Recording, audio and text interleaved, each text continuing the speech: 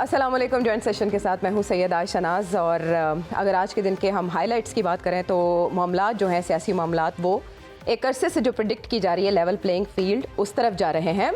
उसकी तफसीलात में भी जाएंगे। इमरान खान साहब के खिलाफ जो केसेस हैं, आज उनकी गिरफ्तारी का जो खदशा ज़ाहिर किया जा रहा है और उनकी तलबी भी है, उस पर भी हम इन डिटेल बात करेंगे। लेकिन दूसरी तरफ people are gonna pay the price. जो डिले हुए हैं डिसीजन मेकिंग में, वो अवाम भरेंगे। और इसके लिए आज पहली किस्त का इजरा हो गया। आज इसहाक डार साहब, हमारे वज़ीर ख़जाना, जो कि खुसूसी तौर पर तैयारे पर तशरीफ़ लाए थे पाकिस्तान, और ये कि वो डॉलर को लगाम डालेंगे।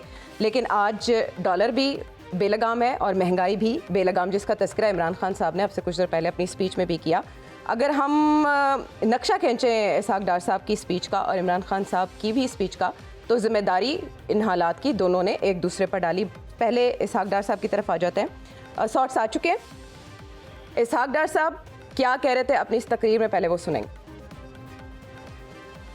13 से 2018 के दौरान सस्टेनेबल हाई ग्रोथ के नतीजे में पाकिस्तान की मईशत दुनिया में 24वें नंबर पर आ गई थी। पाकिस्तान स्टॉक एक्सचेंज जनूबी एशिया में नंबर 1 पर थी। इन हालात में गैर सियासी तब्दीली इस मुल्क में लाई गई, जिसने एक कामयाब और भरपूर मैंडेट की हामिल हुकूमत को अपाहज करके रख दिया। 2018 के इलेक्शन में उस सिलेक्टेड हुकूमत की मुआशी नाकामियों पर मुल्क दुनिया की जो 24वीं मईशत बन चुका था, वो 2022 में गिरकर दुनिया की 47वीं मईशत बन गया। मैं इस मुअज़्ज़ज़ ऐवान के तवज्जुह से ये मुतालबा करता हूँ कि इस मुआशी तनज़्ज़ुली की वजूहात जानने के लिए एक कौमी कमीशन तश्कील दिया जाए, जो इस तय तक पहुँचे कि मुल्क की मुफाद के खिलाफ ये साजिश कैसे और किसने की। इमरान खान हुकूमत ने 2019 में एक IMF से मुआहिदा किया था। ये सिर्फ एक हुकूमत का मुआहिदा नहीं, बल्कि ये एक रियासत का मुआहिदा होता है। इमरान खान हुकूमत ने अपने ही किए हुए मुआहदे से इनहराफ किया। जब वोट ऑफ नो कॉन्फिडेंस उनके खिलाफ हुआ, उसके बरक्स उन्होंने फैसले कर दिए और उसको वर्चुअली उसको रोल बैक कर दिया, उसको डिसओन कर दिया। हमारी हुकूमत ने इमरान हुकूमत के किए गए मुआहदे को मनो तस्लीम किया, प्रोग्राम को बहाल करवाया, इस पर अमल दरामद यकीनी बनाया।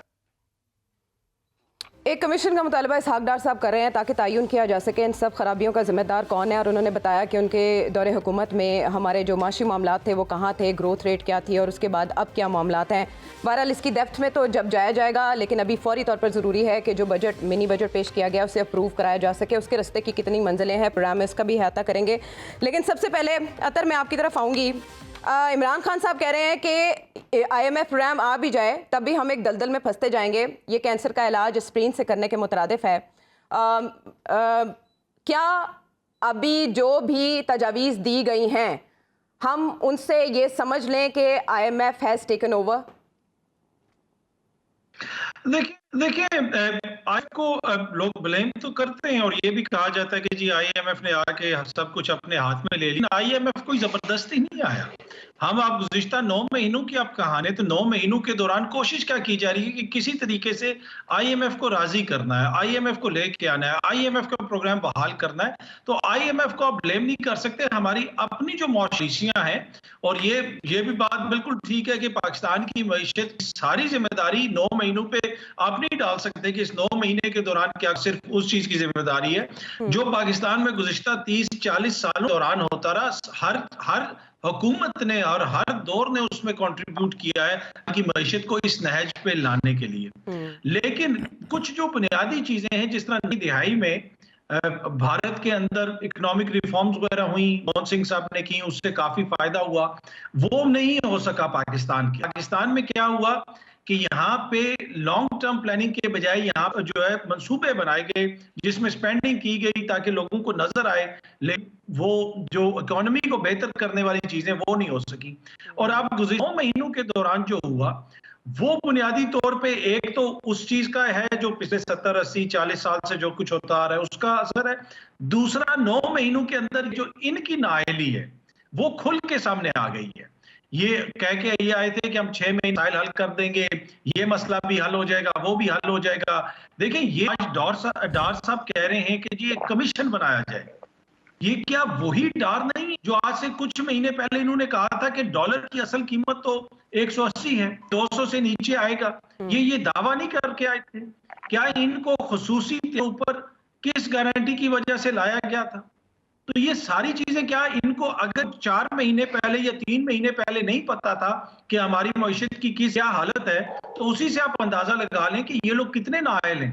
ان کو تو کسی چیز کا اندازہ نہیں ہے. یہ کہہ رہے ہیں کہ کمیشن بنایا جائے.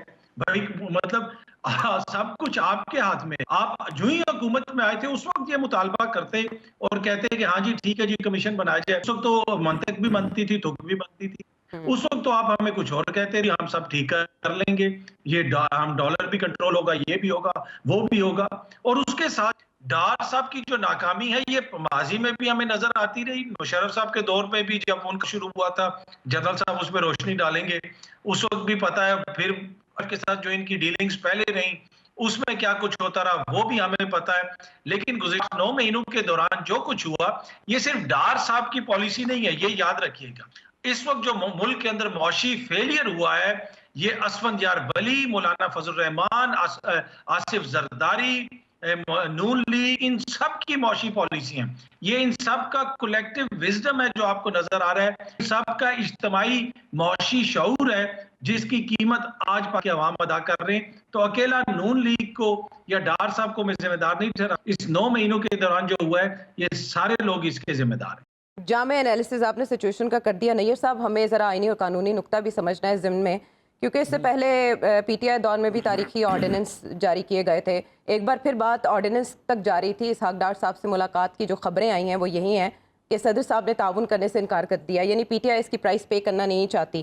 عمران خان صاحب نے ابھی اسپیچ میں کہا ہے کہ سینٹ میں ہو سکتا ہے اس کو ریزسٹ کیا جائے. کیسے اپروو کیا جائے گا یہ؟ ویسے بھی اتنے حساس مسئلہ پہ آرڈیننس نہیں جاری ہونا چاہیے. اگرچہ حقیقی اپوزیشن ابھی نیشنل اسمبلی میں اپنا وجود نہیں رکھتی, پھر بھی اسے بحث اور مباحثہ کے لیے نیشنل اسمبلی میں ہی پہلے پیش کیا جانا چاہیے اور بعد میں سینٹ میں پیش ہو فار اپروول. جو حالات ہیں اور جس طرف ڈار صاحب اشارہ کر رہے ہیں, اطہر صاحب نے بڑا اچھا کہا ہے کہ پی ٹی آئی کی گورنمنٹ سے پہلے تو ڈار صاحب خود معاشی پالیسیوں کے ذمہ دار ہیں. اب حکومت ان کے پاس ہے, ریکارڈ ان کے پاس ہے. 1 سال کے لگ بھگ سے یہ حکومت پی ڈی ایم کی ہے. کیا ابھی تک آپ یہ خود اندازہ نہیں لگا سکتے کہ ویئر دی فالٹ لائز, اور یہ اچانک فال کیسے ہوا؟ اور اب جو ان کے دعوے تھے, کیا وہ دعوے ملک کے معاشی حالات کا جائزہ لیے بغیر کر دیے گئے تھے, یا یہ حقائق سے بالکل بے خبر تھے؟ مجھے تو ایسے لگ رہا ہے یا اسحاق ڈار صاحب معیشت کو نہیں سمجھتے یا پھر عوام کو بیوقوف سمجھتے ہیں. 10 ماہ میں 11 ماہ میں پی ڈی ایم کی حکومت کو ہم ایز اے ہول لیں گے. عام آدمی کے لیے مفتاح صاحب اور ڈار صاحب کی وزارت میں کوئی فرق نہیں ہے. یہ کیبنٹ کی پالیسیز ہوتی ہیں, فائنانس منسٹر پریزنٹ کرتا ہے, کیبنٹ اپروو کرتی ہے. اجتماعی ذمہ داری کا اصول ہے پارلیمانی نظام میں. تو پی ڈی ایم کو اجتماعی طور پر یہ ذمہ داری لینی چاہیے کہ یہ لوگ اپنے دعووں کے مطابق معیشت کو نہیں سنبھال سکے. ایک بگڑی ہوئی صورتحال کو یہ اور بگاڑ بیٹھے ہیں. اگر یہ صورتحال ناقابل اصلاح تھی تو پھر انہیں یہ بوجھ اٹھانے کی کیا ضرورت تھی؟ کل تک تو یہ دعوے داری تھی کہ ہم اصلاح کے لیے آئے ہیں اور ہم دنوں میں ہفتوں میں ہمارے پاس وہ سب حل موجود ہیں اس ملک کی معیشت کو سنبھالنے کے لیے, ڈالر کو کنٹرول کرنے کے لیے, تجارتی بیلنس بہتر کرنے کے لیے. اور یہاں تک کہا گیا کہ آئی ایم ایف کو بھی ہم سمجھتے ہیں اور اسے ہینڈل کر لیں گے. بالکل. اب تو یہ سمجھتا ہے کہ ایک پروگرام مکمل بھی کیا آئی ایم ایف گورکھ دھندا ہے یا یہ ہمارے لیے عام آدمی کے لیے گورکھ دھندا ہے. یہ ذرا یہ بھی سوچ لیں, اتنے زیادہ جو ٹیکسز پرپوز کیے ہیں جی, اس کے بعد عام آدمی کی زندگی, جس ملک میں جاب اپرچونٹیز پہلے سکیز ہو چکی ہوں, جاب مارکیٹ بالکل نہیں ہے, انڈسٹری اور کلوز ہوگی. اگر انڈسٹری پنجاب کی پرٹیکولرلی ٹیکسٹائل بند ہوتی ہے, زراعت پہ کاسٹ بڑھتی ہے, تو عام آدمی کہاں جائے گا؟ یہ جو سادگی کے لیے انہیں کمیٹی بنائی ہے, میں ایک تجویز دینا چاہتا ہوں چینل کے وساطت سے, کیوں نہ پاکستان میں یہ قانون بھی بنا دیا جائے کہ ان مشکل حالات کے پیش نظر کوئی رکن قومی اسمبلی یا سینٹ تنخواہ نہیں لے گا. یہ ٹی اے ڈی اے بھی لیتے ہیں, تنخواہ بھی لیتے ہیں, یہ عوامی خدمت کا دعویٰ کر کے نیشنل اسمبلی میں آتے ہیں, پھر ان کی تنخواہیں اور مراد دیکھیں. یہی حال ہمارے سول سرونٹس اور دیگر بیوروکریسیز کا ہے. کیوں نہیں یہ قانون بنا دیتے کہ پاکستان میں کوئی گورنمنٹ آفیشل اسٹیٹ ایکسچیکر سے, خواہ منتخب نمائندہ ہو, جج ہو, सिविल ब्यूरोक्रेट हो, किसी और शोबे में हो, 2 लाख से ज़ायद तनख्वाह नहीं लेगा और किसी भी आदमी की तनख्वाह 50,000 से कम नहीं होगी। जो मेरा अंदाज़ा है इस वक्त आने वाले दिनों में शायद 50,000 आमदनी रखने वाला शख्स भी अपना घर सही तरह से ना चला सके, बाइंग कैपेसिटी बिल्कुल रिड्यूस हो जाएगी और शहरी इलाकों में ज़िंदगी बद से बदतर हो जाएगी। शहरी इलाकों में बहुत सारी आबादी पहले ही किराए के घरों में रहती है। इस कदर यूटिलिटी बिल्स के साथ और इस कदर महंगाई के साथ लोगों की ज़िंदगी मुश्किल हो जाएगी। आप लोगों का जीना दूभर ना करें, आम आदमी के लिए सोचें, कुछ कदगन उनके लिए पे भी लगाएं जिनके घरों में 10-10 करोड़ की गाड़ियां खड़ी हैं और वो असेंबली में अवामी नुमाइंदगी का दावेदारी करते हैं। ठीक है, कुछ कदगन उन पे भी लगाएं जो 8 लाख पेंशन लेते हैं और एक आम आदमी को 20,000 भी नहीं मिलती। कुछ बैलेंस लाइन सोसाइटी में, पहले ये तबकाती निज़ाम है, इस तबकाती निज़ाम में गरीब आदमी की ज़िंदगी इतनी मुश्किल ना बना दें ठीक है, कि अब एक और मेजर हिस्सा आबादी का पॉवर्टी लाइन से नीचे चला जाए। बैलेंस तो क्या, स्टेबिलिटी, अब तो स्टेबिलिटी भी बड़ी मुश्किल हो चुकी है और बार बार ये कह रहे हैं माशी मारीन के डिफ़ॉल्ट का ख़तरा अभी भी नहीं टला। इवन फिच ने ये कह दिया है कि अगर आप ले भी आते हैं ये पैकेज तब भी आपके खतरात वही रहेंगे क्योंकि स्ट्रक्चरल रिफॉर्म्स, आपका ढांचा ही बिगड़ चुका है बहुत बुरी तरह। तवाज़ुन मेंटेन रखना जनरल साहब बड़ा मुश्किल हो चुका है। और बात यह है कि आज भी बजट में ये कहा गया कि हमने कोशिश की है गरीब आदमी पर कम से कम बोझ डाला जाए, लेकिन ये जो टैक्स लगाया जा रहा है, जो GST बढ़ा दिया गया है और भी तजावीज़ जो पेश की गई हैं, इन सब की तफसीलात अवाम के सामने लाना कितनी ज़रूरी हैं और इसके बाद कितना बिगाड़ हो सकता है जिससे बचाने के लिए तहरीक अदम एतमाद लाई गई थी। इससे तो बेहतर था इमरान खान साहब से ये करवा लेते। देखिए, थोड़ा हाजी पे नजर डालें ना तो पाकिस्तान की इकोनॉमी को तबाह करने का जो माइलस्टोन्स है ना, उसमें सबसे आपने जब नेशनलाइज किया, इसके बाद फिर जब IPPs लेके आए, आपने तय की, और उसके बाद फिर जब हमें डार साहब इस किस्म के जो माशी माहिरीन टक्कर गए, 12 अक्टूबर 1999 में जनरल मुशर्रफ ने टेक ओवर किया है, तो आपको पता है पाकिस्तान के ज़खायर थे $200 मिलियन थे टोटल पाकिस्तान के जो ज़र मुबादला का ज़खायर करती है। ये ऑन रिकॉर्ड बातें मैं कर रहा हूँ ये आपसे। तो ये डार साहब ने पाकिस्तान को अपनी फिगर फजिंग की वजह से $7 लाख जुर्माना भी कराया हुआ है वर्ल्ड बैंक से। फिर आपको याद होगा जब हमने अटेम्प्ट किए तो बहुत जोर शोर से सब कुछ हुआ, लेकिन एक चीज बीच में हुई जिसका आज तक खमियाजा भुगत रहे हैं लोग, जो डॉलर फ्रीज कर दिए उन्होंने। खुद तो पहले निकलवा लिए अपने डॉलर इसी हुकूमत में लोगों ने, नून लीग वालों ने, बाकी लोगों को 40 रुपए दिया इन्होंने। तो एक दफा नहीं कई दफा इन्होंने टाके मारे हैं पाकिस्तान के ऊपर। तो अब मसला ये है कि ठीक है खान साहब की भी जिम्मेदारी है, इसमें सबकी जिम्मेदारी है, लेकिन जब तक आप ये चीजें करेंगे कॉस्ट ऑफ डूइंग बिजनेस ठीक नहीं होगा आपका। वो जिस तरीके से कीमतें बढ़ गई हैं, आपने गैस की कीमतें बढ़ा दी हैं, इंडस्ट्री आपकी स्क्वीज हो, क्योंकि किसी भी मुल्क में जो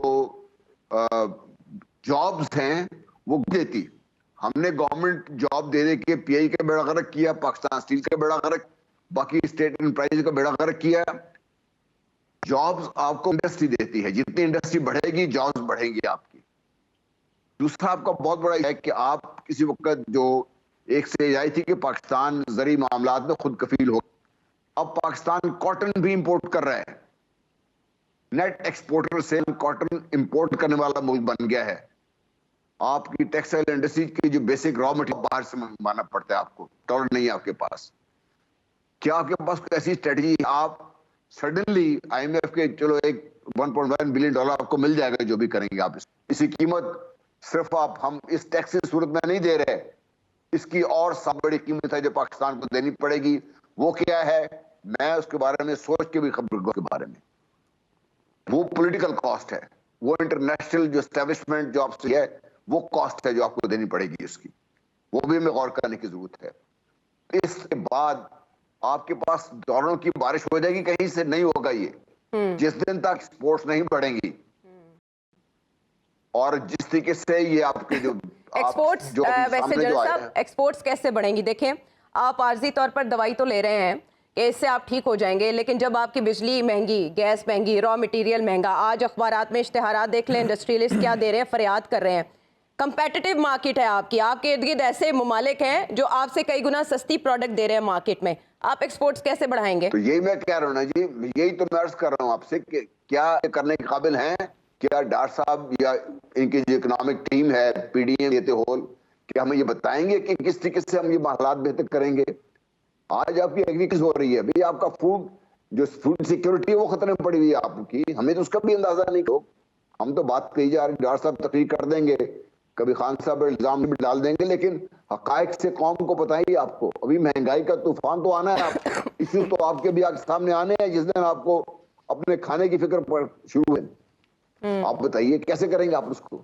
یہی حکومت تھی نا جو ناک اڑا رہی تھی، خان صاحب باہر سے لے کے آ جائیں گے، جو روس گئے تھے کہ تیل سستا مل جائے گا، گیہوں سستی مل جائے گا ہمیں. اب یہی حکومت اپنی ناک رگڑ رہی ہے روس کے سامنے، نہیں آ رہی. مجھے یاد ہے ایک پروگرام میں صدر ملک صاحب نے کہا تھا کہ 15 جنوری تک کا بس خوشخبری دی، روس سے ہمارے تیل کا معاہدہ بھی ہو جائے گا، گیہوں بھی آنا شروع ہو جائے گا وغیرہ وغیرہ. وہ سارا کچھ 85 لوگوں کی کیبنٹ میں فیصلے کیسے کر سکتے ہیں آپ لوگ؟ کورم آج وہ بھی تو پورا سارے نہیں ایک تھا. جی دفعہ سانس لیں تو میرا خیال ہے آپ کا جو کیبنٹ کا ٹائم پورا ہو جاتا ہے سارا. ٹھیک ہے جنرل صاحب. جی معاملات نا بہت حد تک بگاڑ کا شکار ہیں، اور ایسا لگتا ہے کہ ابھی تو حکومت عمران شفقت صاحب صرف یہ دیکھ رہی ہے کہ کسی طرح آئی ایم ایف سے یہ پیکج مل جائے، ریلیز ہو جائے تو عارضی بندوبست ہو جائے. جو ٹیکس امپوز کرنے جا رہے ہیں یا جہاں جہاں سے انہوں نے ریونیو اکٹھا کرنا ہے، یا آئی ایم ایف نے آپ کو جو رستے دکھائے ہیں، ان پر یہ حکومت چل سکے گی بیساکھیوں کے سہارے؟ بالکل نہیں چل سکتی.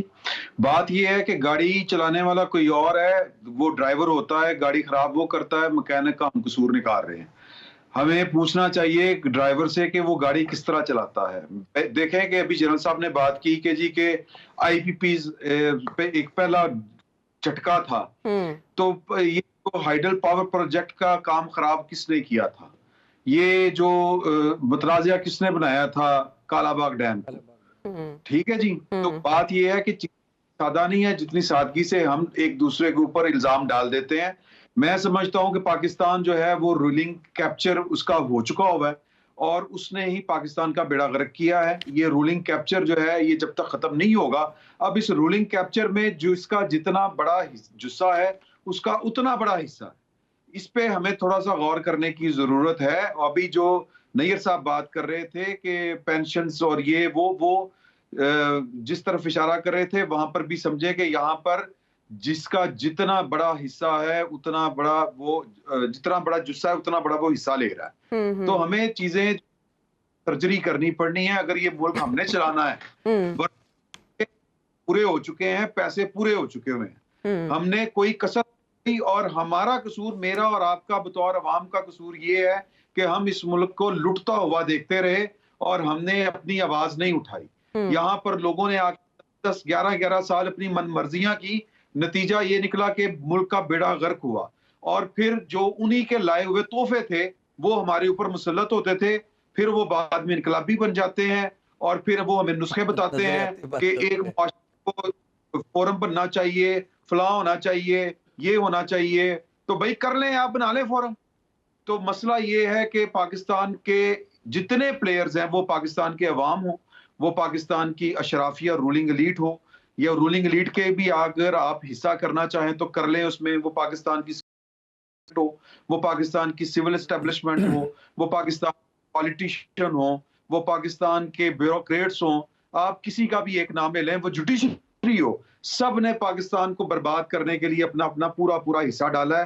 ہمارا جو حصہ ہے، میرا اور آپ کا، یہ اطہر صاحب کا، ہم صحافیوں کا، عوام کا، عام شہریوں کا، وہ یہ ہے کہ ہم نے اس ملک کو لٹتے ہوئے دیکھا ہے. ہم نے احتجاج نہیں کیا، ہم سڑکوں پر نہیں آئے، ہم نے لوگوں کے گریبان نہیں پکڑے کہ یہ ملک ہمارا ہے. آپ حساب لگائیں کہ اس ملک کی جو رولنگ ایلیٹ ہے اس کے پاس ڈول نیشنلٹی کتنے لوگوں کے پاس ہے. ہر دوسرا بندہ جو ہے وہ کسی اس کے بچے بھی باہر پڑھ رہے ہیں. یہاں پر ہوتا یہی ہے کہ ہماری جتنی بھی پولیٹیکل ہے وہ اس ملک میں اقتدار میں اپنا حصہ ڈھونڈتی ہے، حصہ اپنے جسے کے مطابق مانگتی ہے، اور پھر باقی چیزیں جو ہیں وہ لوگوں کے اوپر چھوڑی تھی. ڈرائیور کوئی اور ہے اس ملک کا. تو اگر یہ ٹھیک نہیں ہو رہی اس طرح جو جب تک ہم بنیادی خرابیاں جو ہیں اسٹرکچرل ریفارمز فساد کی جڑ یہ جو بات ہمیں آ رہی ہے اس پولیٹیکل کلاس میں کروانے کی جرت یہ کر ہی نہیں سکتے. ہمیں بھگتنا ہے. اب اللہ پاکستان کے حال پہ رحم کرے. آج وہ آئی اے کا نمائندہ آیا ہوا ہے پاکستان اور ان معاشی حالات میں اس طرح کا بندہ پاکستان آئے پھر خوف آتا ہے کہ نہیں آتا؟ آپ ہی مجھے بتائیں کہ وہ کیا کرنے ہیں. تو یہ بیسیکلی فیلئر ہے پاکستان کے تمام سٹیک ہولڈرز, عوام سے لے کے پاکستان کے صدر مملکت تک اور اس کے درمیان میں آنے والی پولیٹیکل کلاس ہو, سیکیورٹی اسٹیبلشمنٹ ہو, کوئی بھی نہیں بچتا اس جرم میں. سب کے سب شریک ہے, سب کا کوئی حصہ ہے. ٹھیک ہے, لیکن اگر سیلاب کوئی ایسا آئے گا تو وہ سبھی کو بہا کر لے جائے گا, اس سے تو کوئی نہیں بچے گا. لیکن بات عمران شفقت صاحب نے کی وہ بہت سی دکھتی رگیں چھیڑنے والی بات ہے کہ جس کا جتنا جسہ ہے اس کا اتنا حصہ ہے. تو کیا وہ وقت آ چکا ہے کہ اپنے اپنے حصے سے تھوڑا تھوڑا دستبردار ہوا جائے ریاست پاکستان کے لیے؟ بریک کے بعد جی ایڈ کیجئے, پھر ہم بریک لگاتے ہیں. شفقت صاحب کی بات پہ جی ناظرین کے لیے بھی کہ پاکستان میں اس وقت طبقاتی نظام اپنی بدترین شکل میں داخل ہو چکا ہے. صرف ایک مخصوص لوگ ہیں جو تمام دولت پر تمام وسائل پر قابض ہیں اور انہیں اس بات کی کوئی فکر نہیں کہ ان کے کن اقدامات سے غریب آدمی پہ, عام آدمی پہ, ورکنگ کلاس پہ, مڈل کلاس پہ کیا اثرات مرتب ہوں گے اور ان کی کوالٹی آف لائف کا کیا حشر ہوگا. بالکل ایسے ہی ہے, اور یہ اس لیے بھی حاوی ہو گیا. حالانکہ عمران خان صاحب نے اقتدار میں آنے سے پہلے 2 نہیں 1 پاکستان کا نعرہ بھی لگایا تھا. یہ بہت ضروری ہے کہ شخصیات کو ایسا کرنے سے روکا جائے, لیکن اس کے لیے احتساب کا ایک مربوط نظام ہونا چاہیے جسے ہر حکومت اپنی لاٹھی سے نہ ہانکے. بریک کے بعد واپس آتے ہیں.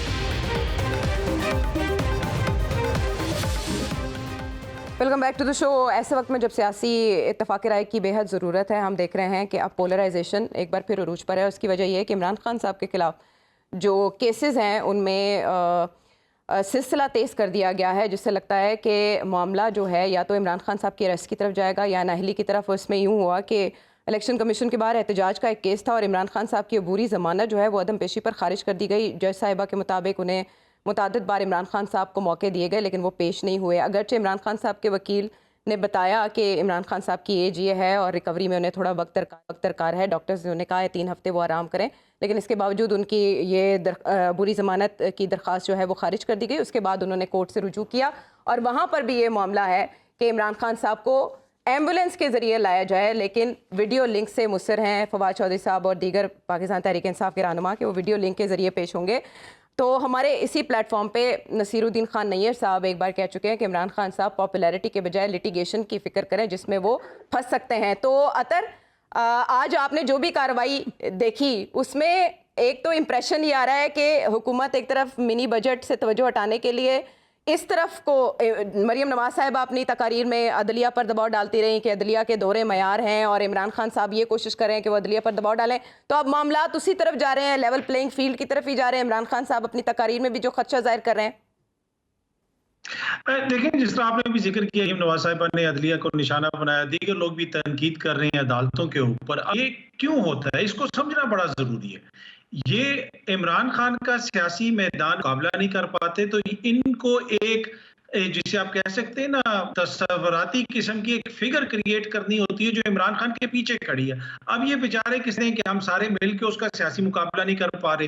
پہلے انہوں نے یہ کہتے تھے کہ جناب اس کے پیچھے پنشمنٹ کھڑی ہے, اب وہ عدالت کہہ رہی ہے کہ آپ 90 روز کے اندر انتخابات کروائیں. تو اب یہ اس طرح کی باتیں کر رہے ہیں کہ جناب اس کے پیچھے عدالتیں کھڑی ہیں, وہ عدالتی گھوڑے پہ ہو کے آنا چاہتا ہے. تو یہ ایک جسے آپ میں نے پہلے عرض کی کہ ایک فگر بناتے ہیں, ایڈ کرتے ہیں کہ اور وہ کہتے ہیں کہ جی وہ ہے عمران خان کے پیچھے. ادروائز ان عوام کو بتانا پڑے گا کہ یار بنیادی مسئلہ یہ ہے کہ ہم سب مل کے اس کا سیاسی مقابلہ نہ رہے. تو یہ ماننے کے لیے تیار نہیں ہے. تو اب یہ عدالتوں کے اوپر جس طریقے سے آپ نے کہا تنقید ہے. دوسری بات, جہاں تک خان صاحب کے عدالتی کیسز کا تعلق ہے, کہ میں سمجھتا ہوں کہ یہ قطعاً کوئی جو قانونی عمل ہے اس کی انتہا نہیں ہے. آج ہم نے دیکھا کہ ایک عدالت سے ایک فیصلہ آیا تو دوسری عدالت سے ریلیف بھی مل گیا. تو یہ چیزیں تو چلتی رہیں گی. پاکستان تحریک انصاف جب اپوزیشن کی تو میرے خیال میں یہ وہ بھٹی ہے جس سے نکل کے یہ جماعت جو ہے وہ صحیح جماعت بنے گی. اچھا لیکن اطہر ایک سوال اٹھتا ہے، معذرت میں آپ کی بات کاٹ رہی ہوں. عمران خان صاحب پر جب حملہ ہوا اس کے کچھ ہی دنوں کے بعد انہوں نے ایک جلسے میں سٹیج پر بیٹھ کے اسمبلیاں تحلیل کرنے کا اعلان کر دیا تھا. چودھری پرویز الہی صاحب ان کے ہمراہ تھے، لیکن اب وہ کورٹ میں پیش نہیں ہو رہے. آپ کا نہیں خیال کہ عمران خان صاحب کورٹ میں پیش ہوں تو ان کے سیاسی قد میں اضافہ ہوگا؟ دیکھیں اگر وہ بہت سارے کیسز پچھلے دنوں بھی پیش ہوئے جب تک ان کو گولیاں نہیں لگی تھی، آئے روز ہم دیکھ کہ مختلف عدالتوں میں پیش ہوتے رہے. ایک جج صاحبہ کی تو عدالت میں چل کے گئے اور کہا کہ میں معافی مانگنے آیا. تو مجھے نہیں لگتا کہ عدالت میں پیش ہونے سے ان کو کوئی ایشو ہوگا یا وہ ہو. آپ آبویسلی سیکیورٹی کے حوالے سے وہ یہ کہتے ہیں، وہ اپنی صحت کے حوالے سے ان کے ڈاکٹر کہتے ہیں. تو اب اگر وہ احتیاط ہیں تو ضرور ان کو پیش ہونا چاہیے، اور پیش ہونے سے ان کو کوئی نقصان نہیں. دوسری بات یہ ہے کہ جب آپ نے اپوزیشن کی سیاست کرنی ہے تو پھر یہ سب کچھ تو چلے گا. پاکستان سیاست کوئی اصولوں پہ تو نہیں ہوتی ہے. آپ کو اسی طرح ٹارگٹ کیا جائے گا. ماضی میں دیگر بھی ٹارگٹ کیا گیا، اور اب پاکستان تحریک انصاف میں بھی فیصلہ کرنا ہے کہ وہ کس طرح لے کے آگے چلیں گے. اب انہوں نے کس طرح چیزوں کو ہینڈل کرنا ہے. دیگر جو ان کے لیڈران ہیں وہ بھی شکایتیں کرتے ہوئے آپ کو نظر آتے ہیں. شہباز گل صاحب تو دنوں میں یہی ایک طرح سے کہتے ہیں کہ مجھے تو بالکل تنہا چھوڑ دیا گیا ہے. تو آپ ایک طرف جیل بھرو تحریک کی بات بھی کرتے ہیں، دوسری طرف آپ کے جو لیڈران ہیں جن کے مقدمات ہیں اور وہ بار بار مڈل کلاس کا ذکر بھی کرتے ہیں، تو ان کے لیے جماعت کیا ہے. تو یہ بہت ساری چیزیں ہیں. پر میں اگین یہ سمجھتا ہوں کہ ماضی میں جس طریقے لاہور ہائی کورٹ سے جب شریف خاندان کو ریلیف ملتا تھا تو پاکستان تحریک انصاف کے جو ہیں اس کو کیا کچھ کہتے ہوتے تھے. اب لاہور ہائی کورٹ سے اگر پی ٹی آئی کو کسی ریلیف ملا ہے تو نون لیگ کیا الزامات لگا رہی ہے. تو امپورٹنٹ یہ ہے کہ یہ جو ہمارا جو عدالتی نظام ہے اس کو اتنا آپ کنٹروورشل نہ بنا دیں کہ کسی کا اعتماد ہی نہ رہے. یہ ادارے مضبوط ہوں گے یا کمزور ہوں گے تو وہ پلان کا اس سے فائدہ یا نقصان ہوگا. تو مجھے تو پورا امید ہے اور یقین ہے کہ جو عدالتی نظام ہے کہیں پہ اگر اس میں کسی کے ساتھ زیادتی ہوتی تو آگے جا کے وہ چیز کمپنسیٹ ہو جاتی ہے. اور جس طرح خان صاحب پہ بھی مقدمات ہیں، مجھے پورا یقین ہے کہ عدالتیں آئین اور قانون کے مطابق فیصلے کریں گی. اور عدالت قانون کے مطابق نیّر صاحب جب فیصلہ کرتی ہے نا تو ایک کانٹراسٹ کا جو امپریشن آ رہا ہے وہ کیوں آتا ہے کہ لوور کورٹس کے جو ڈیسیجنز ہوتے ہیں ان کو سپیریئر جوڈیشری جو ہے وہ رد کر دیتی ہے یا معطل کر دیتی ہے؟ وہ تو ہمارا جوڈیشل سسٹم یہ گنجائش رکھتا ہے کہ کسی بھی ٹرائل کورٹ کے فیصلے کو اپیلیٹ کورٹ یا اس سے سپیریئر کورٹ سیٹ سائڈ کر سکتی ہے. اس پہ تو ایک بریکٹ کرٹیسزم نہیں ہو سکتا. کیس ٹو کیس چیزیں میٹر کرتی ہیں. ہاں جو المیہ ہے پاکستان کی سیاست کا وہ ایک بہت ہی قابل افسوس نیکسس ہے. پولیٹکس اینڈ لیٹیگیشن ہونا نہیں چاہیے. دنیا کے کسی بھی جمہوریت ملک میں ایسا نہیں ہوتا کہ جو بھی اپوزیشن ہو وہ کانسٹیٹیوشنل سائڈ پہ بھی لیٹیگیشن فیس کر رہی ہوتی ہے، سول سائڈ پہ بھی، اور اسے کرمنل پروسیکیوشن کا بھی سامنا ہوتا ہے. اور پھر ہر حکومت یہ کہہ رہی ہوتی ہے کہ عدالتیں آزاد ہیں، وہ اپنے طور پر کارروائی کر رہی ہیں. بعد میں کہتے ہیں ادارے تو آزاد نہیں تھے، وہ کہیں اور سے کنٹرول ہو رہے تھے. ایسے بیانات دینے سے تفتیشی اداروں کی ساکھ بھی ختم ہو کے رہ گئی ہے جی، اور عدالتی نظام پہ بھی اب لوگ اثر انداز ہونے کی کوشش کر رہے ہیں. مختلف ہائی کورٹس میں تفریق کھینچی جا رہی ہے، امتیاز پیدا کیا جا رہا ہے کہ پاپولر اوپینین کے ذریعے کورٹس کے ڈیسیژن کو انفلوئنس کیا جائے، جو کہ بالکل ناممکن ہے. کورٹس قانون کے مطابق کارروائی کریں گی، اور جن لوگوں کو بھی اور جن قائدین کو مشکلات کا سامنا ہے وہ یہ سمجھیں کہ ان کے دور میں اپوزیشن نے یہ بوجھ جھیلا ہے، اب انہیں جھیلنا پڑے گا. عدالتوں کے سامنے جانا پڑے گا. آپ عدالت میں جائیں، بالکل تب بھی کنڈیشن ایسی ہے کہ ابھی وہ موو نہیں کر سکتے، لیکن جب عدالت پرمٹ نہ کریں تو آپ کے پاس اور کوئی حل نہیں ہے. آج بھی جو بیل کیا خیال ہے آپ اپلیکیشن کا کا عمران ہوا خان ہے، صاحب کیوں نہیں پیش ہو رہے آپ کے خیال میں؟ ان کے نہیں ابھی تو ان کے کلینکل ایشو ہے، لیگ فریکچر ہے، اور اس ایج میں ڈاکٹرز انہیں پرمٹ نہیں کر رہے ہیں. انہوں نے جتنی آئی جی صاحب کو آرڈر کر دیا، ایمبولینس کا کہہ دیا، اب نیّر صاحب باقی کیا رہ گیا؟ ایمبولینس بہرحال یہ ان کی ڈسکریشن ہے، اور ان کی جو دیکھتے ہیں کلینکلی انہیں کیا سوٹ کرتا ہے. آپ بتائیں کیا سوٹ؟ نہیں بٹ آپ کے خیال میں سوٹ کیا کرتا ہے؟ میں تو سمجھتا ہوں پیش ہونا چاہیے، ٹھیک ہے، ڈسیبلٹی کے ساتھ بھی پیش ہونا چاہیے. اب چونکہ ایک پرابلم ہے، but you have to face it. Difficulties are inevitable. جب تک آپ فیس نہیں کریں گے یہ کیسز ختم نہیں ہوں گے، اور آپ کے خلاف پروپیگنڈے کا باعث بنیں گے. یہ ان کی سیاسی ترجیح ہے. اور یہاں معاملات عدالتوں میں لوگ سیاسی ترجیحات کے ساتھ چلاتے ہیں. کب ڈیلے کرنی ہے اور کب سپیڈ دینی ہے حکومت الگ فیصلہ کرتی ہے, پروسیکیوشن الگ فیصلہ کرتی ہے. جب بے نظیر صاحبہ اور آصف زرداری کے خلاف احتساب کے مقدمات تھے, انہیں ایک شہر سے دوسرے شہر تک دوڑایا جاتا تو ان کی یہ ریکویسٹ مسترد کر دی گئی تھی کہ ہمارے مقدمہ یکجا کر دیے جائیں. جب میاں نواز شریف صاحب اور محترمہ مریم نواز صاحبہ کے ساتھ تھا, انہیں یہ اعتراض تھا کہ نیب میں سینکڑوں مقدمات زیر سماعت ہیں لیکن ہمارے مقدمہ کی رفتار ان سے مختلف ہے اور دیگر مقدمات پہ ترجیحی بنیادوں پہ یہ مقدمات سماعت کیے جاتے ہیں اور فیصلے دیے جاتے ہیں. اب عمران صاحب کو وہی پرابلم درپیش ہے کہ ان عدالتوں میں سینکڑوں مقدمات زیر سماعت ہیں لیکن چھوٹی چھوٹی تاریخوں پہ عمران صاحب کو کمپیل کیا جا رہا ہے کہ وہ جس بھی کنڈیشن میں ہوں وہ آئیں. الٹیمیٹلی انہیں جیسا بھی یہ سسٹم ہے, چونکہ کوئی بھی حکومت اپنے دور میں وہ انصاف کا نظام قائم نہیں کر سکی جہاں کسی بھی شخص کو اپوزیشن میں رہتے ہوئے یہ احساس دلایا جا سکے کہ آپ کو انصاف ملے گا, آپ کی فالس پروسیکیوشن نہیں ہوگی, پرسیکیوشن نہیں ہوگی. ہمارا سسٹم ہے which is prone to false prosecution and persecution. اس لیے عام آدمی کسی بھی حکومت کی شروع کی گئی پروسیکیوشن کو درست خیال ہی نہیں کرتا, خواہ کسی نے جرم کیا یا نہیں کیا. اگر وہ سیاستدان ہے تو اس کی پروسیکیوشن شک سے خالی نہیں ہے. یہ نظام ہمارے ملک میں سیاستدانوں نے جان بوجھ کر بنایا ہے. اور اب اس جماعت کی باری ہے جو تحریک انصاف کا نعرہ لے کر آئی تھی. مجھے افسوس سے کہنا پڑتا ہے کہ ان کے پچھلے دنوں میں ایک بیان نے پچھلے سالوں میں نیب نے جتنے مقدمات بنائے تھے ان کی قانونی اور اخلاقی حیثیت کا خاتمہ کر دیا ہے. کون سے بیان نے؟ یہ کہہ کے کہ نیب کہیں اور سے کنٹرول ہو رہی تھی اور باقاعدہ انہوں نے نام لیا ہے باجوہ صاحب کا. میں ان کے نام پہ نام لے لیتا آج پھر یاد کر رہے تھے. اچھا لگتا. انہوں نے کہا کہ اگر ساری وہ پروسیکیوشن اور کرمنل انویسٹیگیشن کسی اور کوارٹر سے کنٹرول ہو رہی تھی تو it means it was without lawful authority. اگر وہ سام انویسٹیگیشن, انکوائریز اور پروسیکیوشن وداؤٹ لافل اتھارٹی تھی اور پروسیکیوٹوریل انڈیپینڈنس موجود نہیں تھی تو وہ تمام کلرفل ایکسرسائز تھی. پھر آپ کیوں کہتے ہو کہ نیب نے انہیں کیوں چھوڑا یا کیوں نہیں چھوڑا؟ آپ کا اپنا بیانیہ ڈسٹرب ہوا ہے. بلکہ میں تو سمجھتا ہوں, میں احترام رکھتا ہوں, لیکن یہ تضاد آ گیا ہے.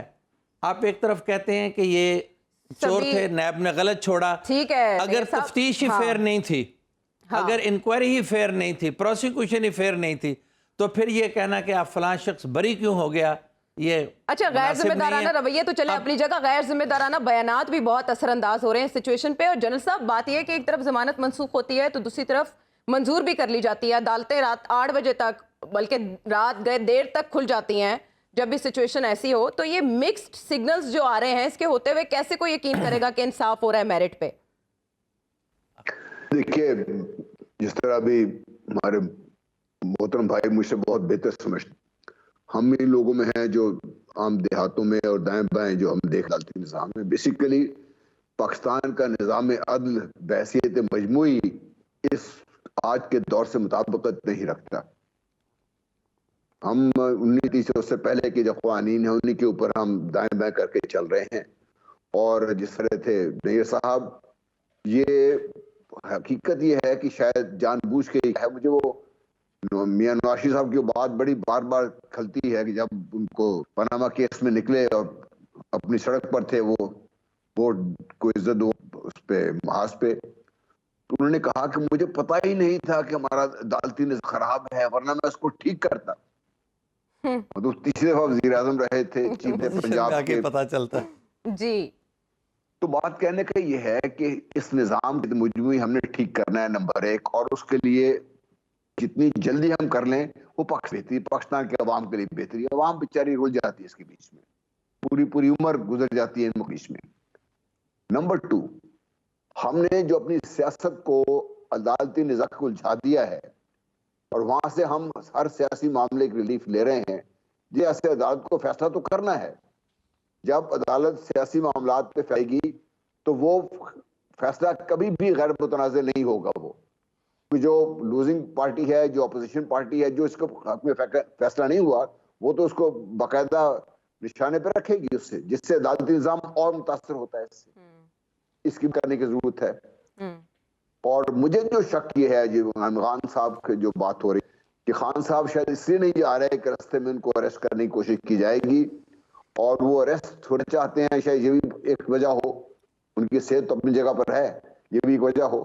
اور کیا ہماری حکومت اس قدر باولی ہو گئی ہوئی ہے کہ کوئی بات سمجھ نہیں کہ اس سے سیاسی ابتری اور بڑھے گی.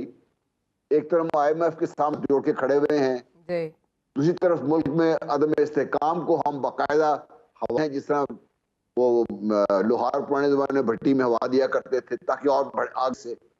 تو جب سیاسی عدم استحکام بڑھے گا, آپ کے مالیاتی معاملات ویسے خراب ہو رہے ہیں, اکانومی آپ کی اور بگڑ رہی ہے, تو آپ کیا بتائیے کہ آپ کا بحثیت مجموعی پاکستان استحکام کی طرف بڑھے گا؟ جیس کے سارے معمول ڈاؤن کریں, جو بھی ان کے تحفظات ہوں حکومت کے. حکومت چونکہ انہوں نے حکومت کا ڈھول خود اپنے گلے میں باندھا ہے, اب ان کا فرض ہے کہ سنبھالنے کے لیے ایسے اقدامات کریں کہ کہیں نہ کہیں سے تو کوئی آپ کو کوئی معاملات کے اوپر ٹھنڈا کرنے کی کوشش کی جا رہی ہے تاکہ اس سے معاملات آگے بڑھے. ہم نہ صرف یہ کہ آئینی موشگافی میں پھنسا دیا ہم نے سارا.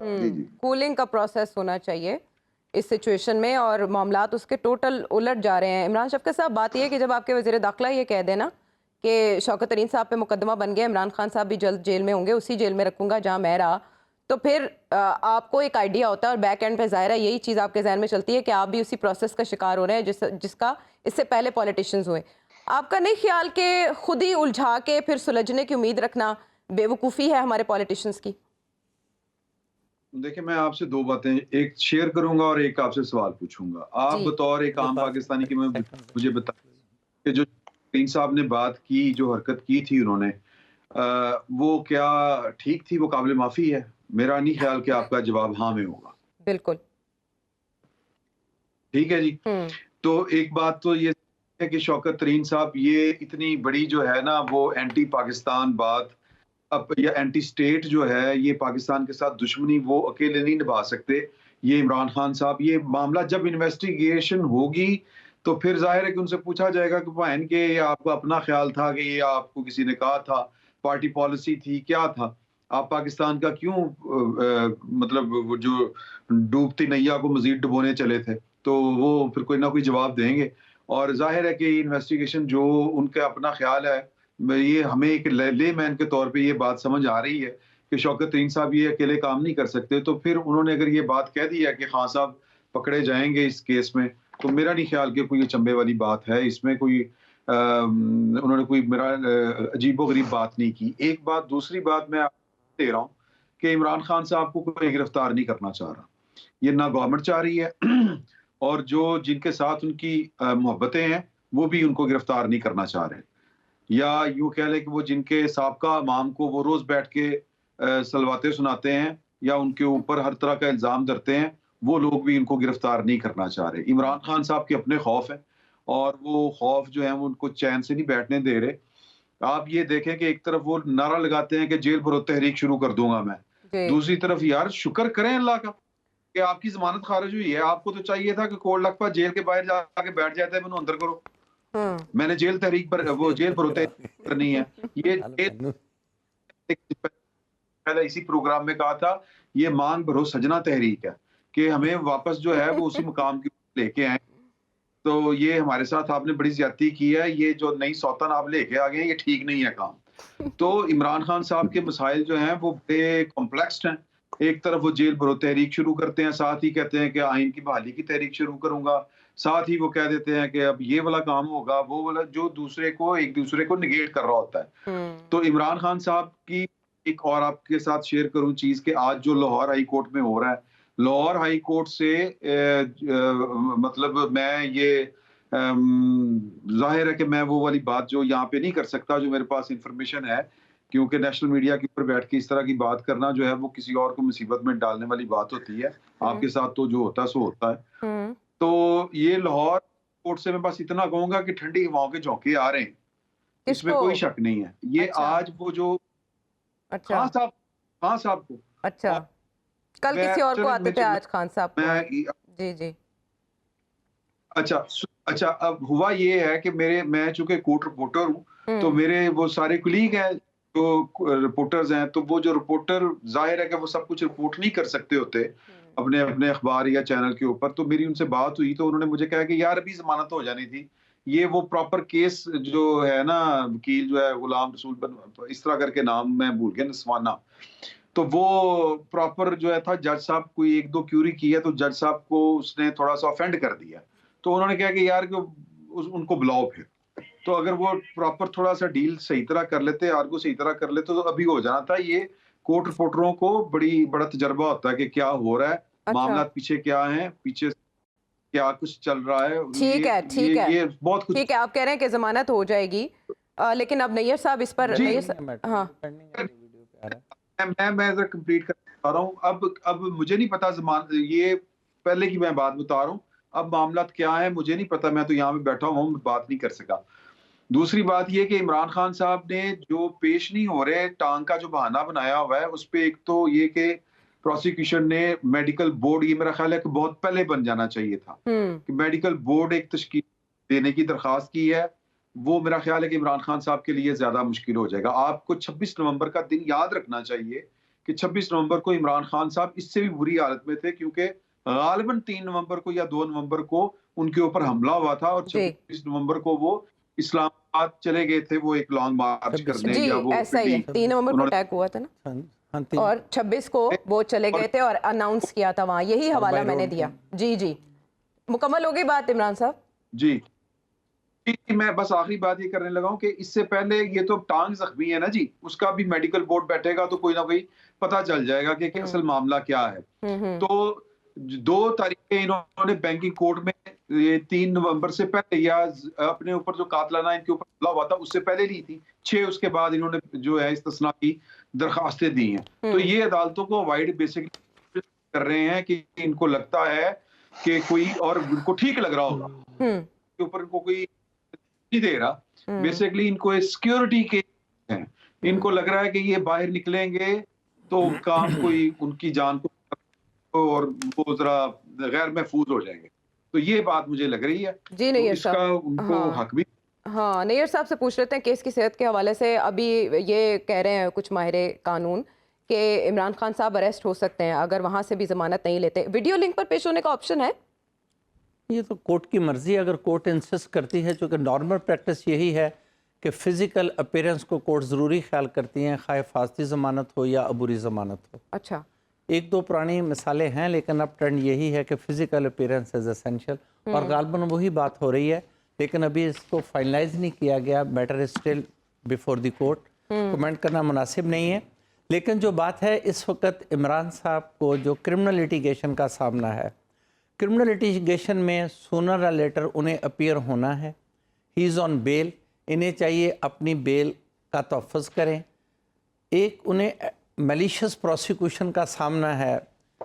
خان صاحب اور ان کے وکلاء اس بات کو انڈرسٹینڈ کرتے ہیں, مجھ سے وہ بہتر تجربہ اور فہم قانون رکھتے ہیں, لیکن جو انتظامیہ کی طرف سے ماحول بنایا جا رہا ہے اس کے لیے اگر اجازت دے تو ایک شعر عرض کر دوں کہ سارے محافظ سو رہے ہیں, اشکیا بیدار ہیں, توق و سلاسل منتظر ہیں, بیڑیاں تیار ہیں.